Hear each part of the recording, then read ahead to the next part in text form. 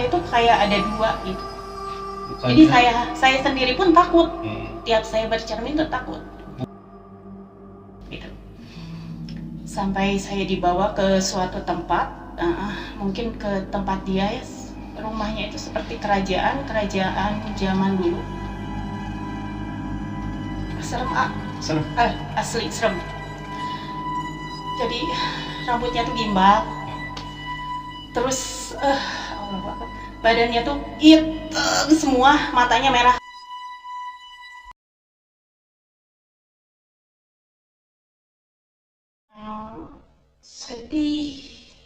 Sedih kayak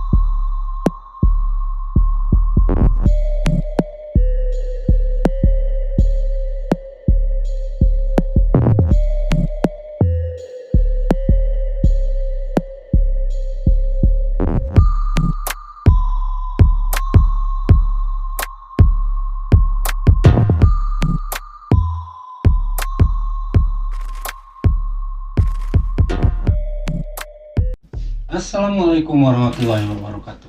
Ketemu lagi dengan saya Ade Akung. Gimana kabar kalian? Semoga baik-baik saja.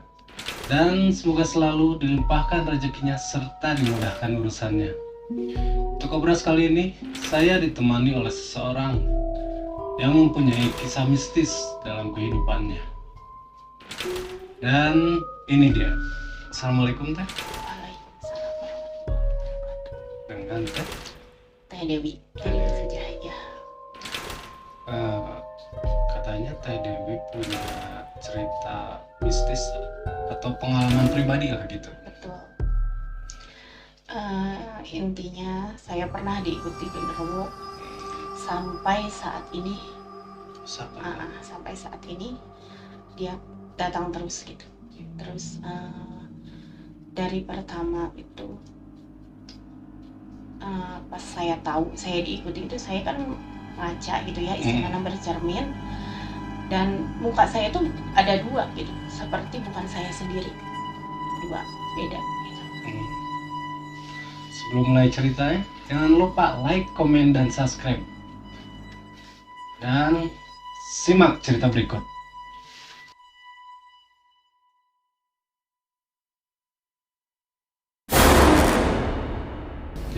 Bisa diceritakan tuh awal mula cerita dari sampai awal, akhir? Boleh. Itu kejadian tahun 2018.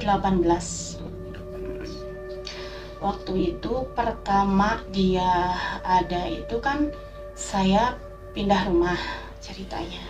Pindah rumah di daerah Cipanas Cianjur. Nah dari situ udah pas pertama mulai pindah itu emang banyak keganjilan di rumah itu. Pernah lihat ini itu kan. Nah sampai pernah saya tuh punya masalah yang istilahnya masalahnya yang cukup besar gitu kan. Nah pertama tuh Teteh tadinya dari mana? Saya masih daerah Cipanas juga. Bukan dari Cianjur gitu. Bukan, ke Cipanas. masih daerah Cipanas juga. Cuman kan pindah rumah pindah rumah itu pertama ada yang enak itu, setiap saya ngaca, setiap saya bercermin itu muka saya tuh kayak ada dua gitu. Jadi saya sendiri pun takut. Tiap saya bercermin tuh takut. Bukannya hal wajar kalau kita bercermin suka ada kan? Iya, cuman ini beda ini beda gitu. Jadi di dalam kaca tuh kayak bukan diri kita. Nah itu betul. Jadi kayak ada dua gitu. Nah dari situ banyak kejadian aneh sampai dari situ datang di dalam mimpi. Pertamanya itu datang dalam mimpi. Cuman di dalam mimpi itu wujudnya tuh istilahnya kasep lah, kata orang Sunda mah ya, kasep gitu. Sampai saya dibawa ke suatu tempat, mungkin ke tempat dia ya, rumahnya itu seperti kerajaan zaman dulu. Kerajaan zaman dulu. Saya dibawa ke situ.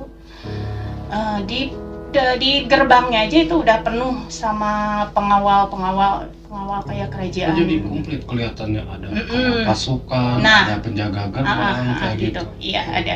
Waktu pertama masuk gerbang tuh. Terus sama dia saya dibawa ke dalam. Di dalam itu kayak bukan rumah apa ya, kayak kerajaan gitu. Kerajaan apa sih dibilang, kayak kerajaan zaman dulu gitu. Nah, setelah itu dia bilang gini, saya katanya gitu bakal ngikutin kamu terus gitu kan, saya udah suka intinya gitu kan ke kamu. Nah, kamu mau nggak nikah sama saya? Dia bilang seperti itu kan. Dia ngasih kayak apa ya, bukan tas, apa sih yang kayak dulu itu, kayak harta karun. Nah, dia kasih harta karun, saya disuruh dibuka. Oh, di dalam peti lah gitu. Betul, di dalam peti. Pas saya buka harta karun itu dalamnya emas semua. Emas semua di dalamnya itu. Nah, katanya dia bilang gini, kamu kalau kamu mau nikah sama saya kasih ini semua. Nah, gitu kan. Tapi Teteh nggak bertanya gitu, itu asal mulanya dari mana gitu, kok bisa suka kayak gitu? Iya kan, dari situ saya sempat nanya gitu kan. Dia cuman nggak bilang, cuman pas nggak bilang, cuman dia tuh kayak yang waktu pertama saya pindah dari situ juga dia udah tahu saya gitu kan. Jadi dari situ udah di dalam mimpi. Saya tuh kayak yang mimpi kayak enggak gitu kan, bangun juga sampai keringat dingin, badan bergetar, astagfirullah kata saya. Ini mimpi atau bukan? Tapi kayak bukan mimpi, kayak bener gitu kan. Tempatnya gitu, terus wujudnya gitu kan. Nah, dari situ. Itu mimpinya jam berapa tuh? Tengah malam. Pokoknya dia setiap datang di dalam mimpi itu sekitar jam 1, jam 2. Karena yang saya tahu sih kata orang gitu ya, kalau mimpi sekitaran subuh lah, atau mau subuh sekitar jam 2 atau jam 3 itu emang pertanda gitu, ada kejadian yang mau emang benar gitu. Iya. Katanya sih gitu. Betul, seperti itu. Nah, sampai itu kan saya nggak dianggap ya, mungkin itu cuma mimpi. Cuman dari saat itu tiap hari saya mimpi seperti itu. Itu berulang-ulang. Berulang-ulang. Sampai astagfirullah gitu kan, saya ngaji, saya sholat. Ini maksudnya apa? Pertanda apa gitu kan? Nah, dari situ dia mulai menampakkan diri. Jadi nggak dalam mimpi itu? Iya. Pertama dia tuh di luar kan, di rumah itu ada gerbang. Tiap malam sekitar jam 11 atau jam 12 gitu ya. Dia suka berdiri di situ. Di rumah? Di rumah, di gerbang. Cuma dia nggak berani masuk. Di gerbang dulu, ngeliatin saya dulu kan, perhatiin saya gimana gitu. Sampai beberapa kali ya itu. Sampai beberapa kali terus dia datang dan melihat saya, terus memperhatikan saya. Terus ke orang-orang rumah yang lain gimana tuh? Saya tinggal waktu itu sama suami sama anak, cuma bertiga. Cuma suami kan jarang pulang, jadi saya berdua sama anak. Nah, gitu. Apa pernah ngobrol sama suami gimana gitu? Iya, pernah saya cerita, cuman waktu itu suami itu agak nggak percaya. Nggak percaya, soalnya mungkin itu hanya mimpi aja gitu. Nah gitu kan, sampai saya apa ya namanya, jadi gimana ya, jadi ya Allah kok nggak percaya gitu kan, soalnya saya yang ngerasain sendiri gitu kan ya. Kalau ke dia sih nggak bakalan, istilahnya nggak bakalan ngeganggu gitu kan, itu kan ke saya sendiri ganggu. Dari situ saya cerita ke almarhum mama. Almarhumah saya cerita gini, kata mama ya udah, katanya nanti kita ruqyah aja, katanya gitu. Itu pas Teteh bercermin bentuknya tuh kayak apa gitu atau gimana? Aduh, serem asli serem. Jadi rambutnya tuh gimbal, Terus Allah Akbar, badannya tuh hitam semua, matanya merah. Saya sampai merinding nih. Cuman nggak ada taringnya, asli. Nggak ada taringnya. Nggak ada taringnya. Oh, Ada taringnya. jadi emang kelihatannya juga gitu. Nah udah, pas saya ngaca. Terus waktu itu malam Jumat, saya ingat malam Jumat saya habis selesai sholat isya sekitar jam 10. Saya kan kalau tidur semua mati, semua lampu dimatiin. Nah si pintu udah dikunci semua, tiba-tiba si pintu tuh buka sendiri. Tapi udah dikunci. Udah. Saya tuh waktu itu mau tidur, pintu membuka sendiri. Terus dia datang nyamperin, tapi pelan-pelan gitu kan. Saya tuh kayak yang itu posisinya di mana Teteh? Di kamar atau bukan, di tengah rumah. Oh, tengah rumah. Saya kan waktu itu tidur di tengah rumah. Dia pas buka pintu datang perlahan gitu kan, sampai dia tuh, saya tuh kayak yang istilahnya bukan terpesona ya, apa sih, terkesima gitu kan, ngelihat oh berarti ini wujudnya seperti ini gitu kan. Dia cuma ngeliatin aja, ngeliatin sampai deket gini bisa.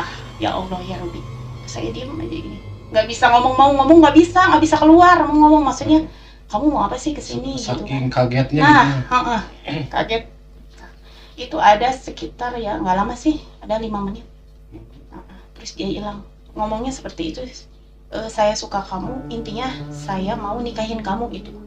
Dia pengen ngejadiin saya istrinya, tapi kan nggak mungkin, dia kan alamnya beda, sedangkan saya kan alamnya juga beda gitu. Jadi ketika Teteh mimpi lihat makhluk tersebut itu emang ganteng lah gitu. Asli ya, kalau misalkan ada di dunia nyata saya mau. Benar. Ini cuman kalau misalkan ceritanya gini enggak. Dia tuh tinggi hitam, rambutnya gimbal, matanya merah.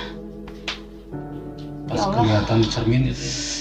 Sama nyatanya juga. Oh berarti ini memang benar, ini yang ada di dalam diri saya. Nah setelah Teteh ngobrol sama almarhum dan kata almarhum gimana? Kata almarhum, alhamdulillah sih kalau almarhum itu orangnya ngerti gitu kan. Dia tahu emang saya dari kecil bisa melihat seperti itu. Nah dari situ, soalnya dia udah nggak enak, dia udah berani menampakkan diri gitu kan. Saya takutnya ada apa-apa. Kalau ke saya sih nggak apa-apa ya, cuma takutnya ke anak gitu kan. Nah kata mama, ya udah gini, kita ruqyah aja, katanya ada itu ke Pak Haji sama mama saya, dibawa itu ke Pak Haji. Saya cerita semua ke Pak Haji. Kata Pak Haji, oh ini kalian harus diruqyah gitu kan.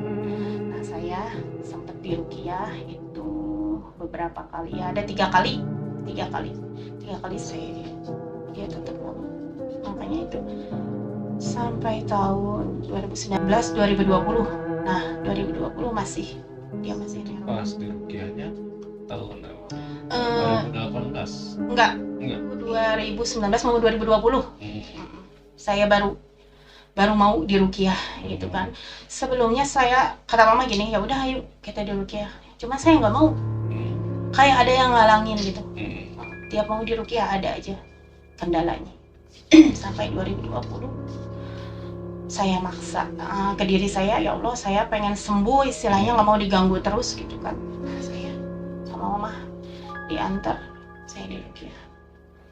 Biasanya kalau diruqyah kan suka ada gimana sih, kayak kerasukan atau yang mau keluar tuh kayak muntah-muntah gitu. Betul, saya sampai nggak sadar kayak orang kerasukan, bener kerasukan. Semua waktu itu sempat divideokan sama almarhum, cuman nggak tahu sekarang videonya kemana ya.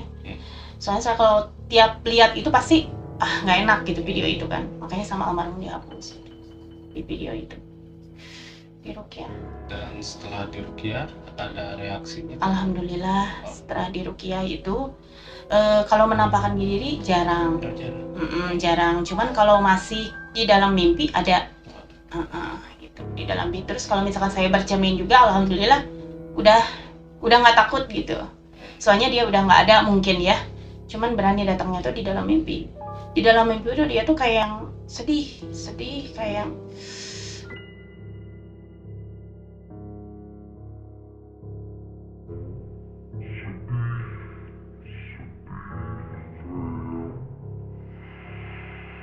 nangis gitu, nggak mau istilahnya gitu. Tapi di dalam Lepas. mimpi ada perbincangan gimana gitu Enggak, ya? enggak. Enggak Dia ada. nggak pernah ngomong. Oh, Cuman dia ngeliatin tapi kayak yang nangis itu ngeliatin saya. Kayak yang nangis, kayak yang nggak mau ngelepasin istilahnya kalau itu istilahnya kalau di dunia nyata emang mau ngelepasin gitu. terus kata Pak Ustadz, si makhluk tersebut itu dari mana gitu? Atau teteh saat kemana gitu?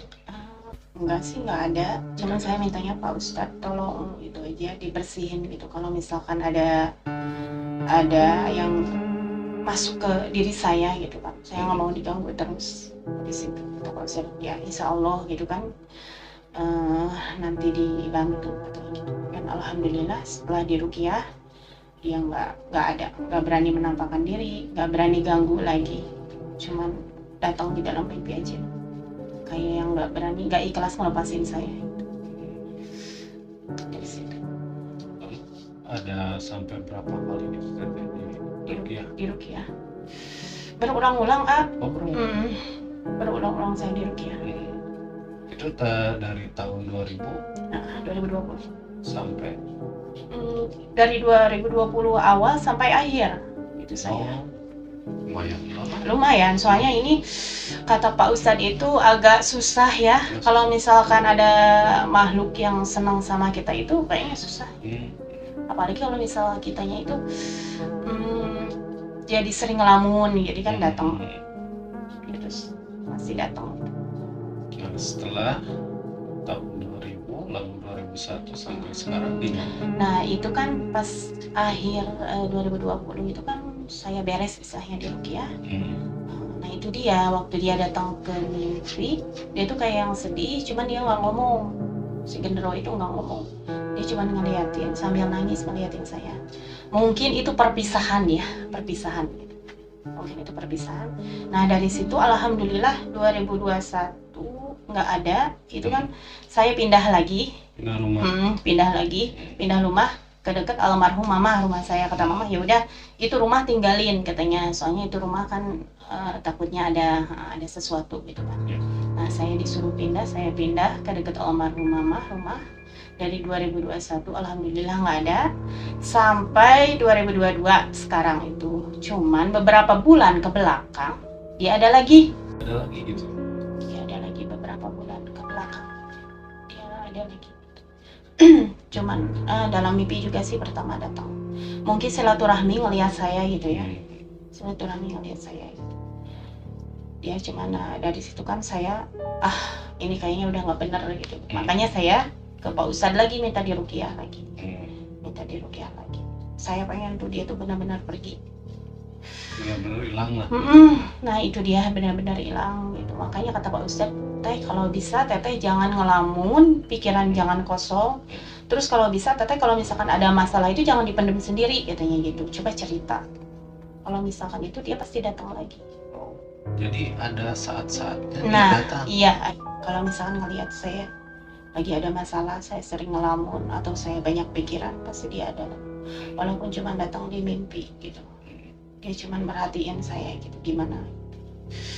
Tapi ketika teteh cermin gimana? Nggak ada sih kalau sekarang, Nggak ada. alhamdulillah nggak ada. Cuman dia datangnya tuh di mimpi aja, kayak ngasih pertanda, oh bahwa saya ada lagi gitu. Kalau misalkan kamu ada masalah, saya ada istilahnya gitu. Kalau misalkan kamu misalkan nih mau apa gimana gitunya, pasti dia ada datang. Selalu ada. Dan selesai sudah cerita dari Teh Dewi. Dari cerita ini ada hikmah yang kita petik, yaitu dalam keadaan apapun kita harus ingat pada Sang Kuasa. Dan bila mana ada punya kejadian horor ataupun saat pendakian, bisa kirim email ke kita ataupun DM ke IG saya. Terima kasih Teh Dewi sudah datang ke sini dan sudah ganggu waktunya. Tidak mengganggu. Saya senang bercerita seperti ini. Dan saya Ade Akung bersama narasumber pamit undur diri. Wassalamualaikum warahmatullahi wabarakatuh.